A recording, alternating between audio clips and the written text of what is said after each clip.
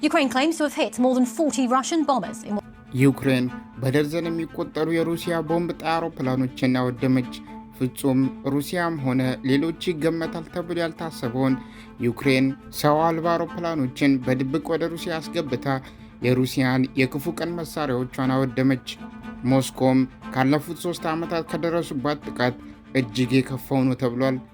የዩክሬን የስለላ ድርጅት በተካሄደው የተቀናጀ ጥቃት የሩሲያ ጦር ሰራዊት ላይ $7 ቢሊዮን ኪሳራ እንደደረሰባትና ከ3ኛውም በላይ በሞስኮ ስትራቴጂክ የክሩዝ ሚሳይል ተሸካሚዎች የኒውክሌር ጦር ጭንቅላትን የሚጭኑ አውሮፕላኖችን ጨምሮ መውደሙን የዩክሬን መረጃ አስታውቋል። የዩክሬኑ ፕሬዝዳንት ቮሎዶሚር ዜሌንስኪ 117 ሰው አልባ አውሮፕላኖች የተሳተፉበትን ግዙፉን ጥቃት አወድሰዋል።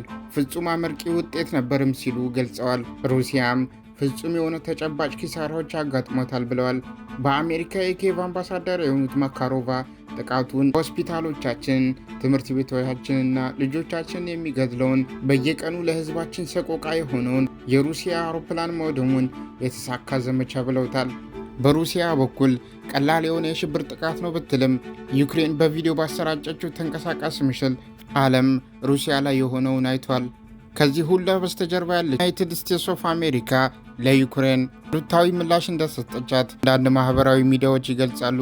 ዩክሬን ጥቃቱን ከማድረሷ በፊት ለዩናይትድ ስቴትስ ኦፍ አሜሪካ እንዳሳወቀች ተገልጿል።